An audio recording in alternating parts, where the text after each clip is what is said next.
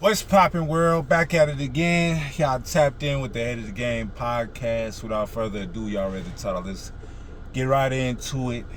As y'all seen of my previous video, if y'all had not watched it, I've started my first week of CDL school. This is like my fourth day. I'm on the yard right now. So in the next few minutes, I'm about to get out here, and round this week off. But it's just my review, the ups, the downs, my expectations, what actually happened. I'm about to explain all that right now. So go ahead and get your popcorn, because this may exceed a certain duration depending on the information I got for y'all and how long it's going to take me to explain everything, right? So starting off with my first day, really didn't know what to expect. So I get on the yard, everybody parked. You got people in different sections. You got people in the trucks. You got other people on the parked trucks with the hood open. And, you got certain people in the trailer or whatever. So I'm confused. This is my first day. They really never told me where to go, who to talk to. So, I'm just going up asking questions. I asked the first guy I see, I'm like, hey, what's going on? This is my first day, whoop-de-whoop-de-whoop. He like, yeah, go up in the trailer. There's a trainer up in there, so on and so forth, right? So I'll go up in the trailer. I asked one of the trailers, like, hey, this is my first day, this, and that. He was like, oh, yeah, go ahead, take a seat. I got a class, and once you get through the class or whatever, then, eventually you go out to the yard once, you get all the information and stuff like that, right? So I'm in there, I'm making some coffee, I sit down, I'm messing around on my phone, just trying to kill some time until the class start. And then he asked me, did you already get your instructor's permit? I was like, yep. And then he was like, all right, so you really don't need this class.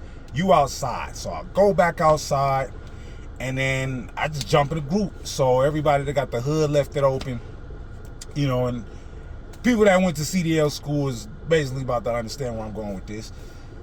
Got the hood open, I walked to the biggest group, and everybody pointing at stuff, right? They got this long stick attached to like a little golf ball, right? And it's kind of like a little pointer.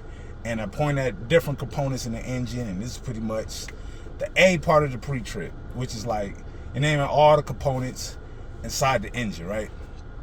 So it's like 16, and I'm just giving a rough estimate, 16 different individual components inside the engine that you have to explain. All right, there's this phrase, right, that for most components and for most of the pre-trip, these are the things you're gonna have to retain in your mind, right?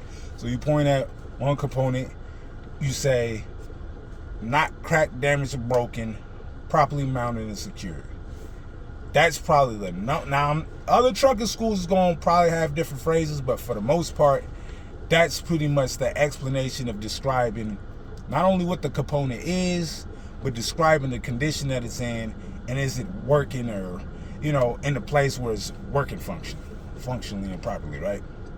So people just did this, and they know it like the back of their hand.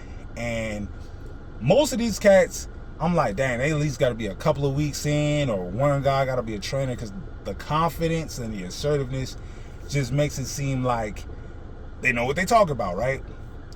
Come to find out, one guy on his second day, another guy on his third day, and I'm like, how is they able to retain all this information within a short amount of time, right? I'm gonna tell y'all the secret, right? Because it does get intimidating when you do see somebody that just and they running it down, and you realize the duration of time they actually been at this school, right? Not too far along from when you started and you just got there. It's nothing but repetition. You feel me? You reiterate it so many times. I don't want to just say the redundant thing like it gets drilled in your head, but once you're able to identify it, then it's probably the easiest way to retain it, because you're actually visually looking at the component, and each component is connected, and they all have different functions, so on and so forth. So, I'm going through it, and yeah, it gets weird. You feel me? And I'm talking about weird far as like, you get thrown out there, you're stumbling over your words, you're trying to gather the sentences up and you're trying to be smooth with it, right? And yeah, I mean, if it's a positive learning environment, they're going to expect you to make mistakes. They're going to expect for you to not know what is what and why you should say it and what leads to what and so on and so forth, right? So as they're explaining all that, I get about a gist of it, a little bit over 50% of it, probably like within the first 20 minutes, right? So the next thing that happens is we all jump in the truck and we're about to go do the air brake test. The air brake test is pretty much you're manipulating the different functions and modules inside the air brake system to test the brakes to see if it's gonna function on the road, right? And that has to do with your airlines, your air tanks, and it's a very complex system, right? Hydraulic pressure and all this other stuff, like it's a very complex system, like I said before, right? So when you're inside the air brake test, there's like 3 different steps of completing the air brake test, along with the inside the cab pre-trip where you're naming all the components inside the the vehicle. And once you get done with that, hop outside, then I had to identify the rest of the pre-trip, which is behind the tractor, which is like, here's the front of the truck, behind the truck, and then attached to the truck is the trailer. And that's the B side. The B side is behind the truck. And the C side pre-trip is pretty much the trailer, the side of the trailer, behind the trailer, under the trailer, so on and so forth, right? So you got A, B, and C. Front of the vehicle, inside the hood, inside the cab, behind the truck, and then all the dimensions, regarding the trailer. That pretty much completes the pre-trip. At the end of my day, because that was like the first half of my day, the second half of my day, got right in the truck, right? So they got this obstacle course. They got like this, it's like 4 cones, not 4 cones, but cones lined up to make like a rectangle, and you're supposed to offside, blindside, parallel park inside this. You have to do a maneuver, right, to position it in. But the first part is straight backing, and as easy as straight backing is to, I guess, hear and visualize, like, okay, how hard it is to drive in reverse going backwards as if it's a regular vehicle, right? Understandable. I mean, I think all of us could drive backwards if you've been driving long enough, but it's a totally different psychology and like I said, I'm still struggling with this part, so I'm not gonna go too into depth because I'm still trying to decode this just the mechanics of how to identify the trailer on each side of the mirrors when you're going in reverse to keep it centered, right? Because you got 2 vehicles or 2 components attached to each other, and you're manipulating the first one to influence the vehicle that's behind you. And I'm saying vehicle as far as like, tractor and trailer, truck and, the trailer and stuff like that, right? So that was my first day. My first day, it was I learned a lot. I learned a lot on my first day. The second day, came back, brushed up on the pre-trip, learned a little bit more. I got probably about 80% of the pre-trip down. There's still things that I still need to retain, because there's other special components that you got to describe them in a specific way. Like the airlines, you have to explain that not only they're not cracked, damaged, and broken, properly mounted and secured, but that the airlines have no hissing indicating that there's a rip or a tear inside the airlines. Because if you do hear that, or if you do see that, that could be potentially putting your truck out of service, because that could affect the way that the PSI levels are affected when you're operating the air brake system inside the truck, right? So lots of different specifics and things of that sort, right? So day 2, come back, try to make a different impression. Pretty much got the pre-trip, learned a lot more about it. but the offset backing and the straight backing still somewhat, it's still a confusing concept for me, right?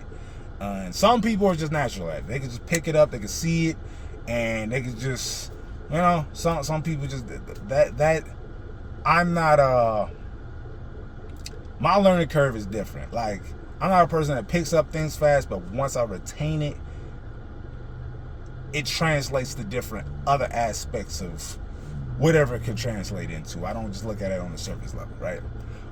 But that aside, right? So I'll come back in, trying to get the maneuver down, still around the same place, and got some of the pre-trip down. And then also as well, when you're doing the air brake test, they have certain sentences, right, on the air brake test that you have to phrase. You have to phrase it in a way to where, how can I tell you? There's certain sentences that you have to retain or describe it in a way as you're doing it, because you may do the air brake test right, but if you're not describing the specific functions and the PSI levels and things of that sort as you're doing it, you can fail the test, because they're gonna be like, okay, you're doing it right, but you have to describe to the instructor what you're doing, why you're doing it, and what is supposed to happen while you're doing it simultaneously as you're doing the functions, right? That's going to help you go a long way. And if they got a pamphlet and stuff like that, it has all the components and stuff like that you can study, and things of that nature. So that's cool as well. Now my third day, which was yesterday, right? My third day, I had still struggle with the backing, right? Still struggle with the backing a little bit. I'm okay, that's cool, no worries. And I'm like, all right, whatever. Then the unexpected happened, which I thought this was going to be the hardest part of the test, ironically, right? Which was getting out on the road. So, yet again, all different trucking schools probably got different courses and things of that nature. I think all we had to do was like 4 to 3 rights. We go probably like 4 rights, going take like an exit down a freeway or whatever, and you're in traffic. But that's the easiest part, driving straight. Now, I'm not gonna say it's the easiest part for me. Disclaimer. Some people might be able to do straight back in, but then they get out on that road and they just see it's just a different nature, right? But for me, driving straight, or not driving straight, but driving forward was probably the best experience. You feel me? Knowing that, all right, that's probably the end of the test. So if you get past the pre-trip and you get through all your obstacles and stuff like that, then once you get out on the road, all you gotta do is just knowing how to telegraph and seeing a turn, knowing how to brake, because the brakes are very sensitive, right? They're not like a regular vehicle where you just you get a feel for the brake. Like, you can apply the brake very gently, and you got to give it time for it to react, right? Because if you slam on the brake, and a lot of the truck drivers that's probably watching this, you feel me, can attest that those are some sensitive brakes. So with that being said, you just got to watch out for the kind of turns you're making and stuff like that. My class just started, so that's all the time I got for y'all. My next video I'm gonna drop week 2, so y'all look out for that one. Comment, like, subscribe. Any thoughts, concerns, leave them below. With that being said, I'm up out of here. Thanks for watching. I am gone.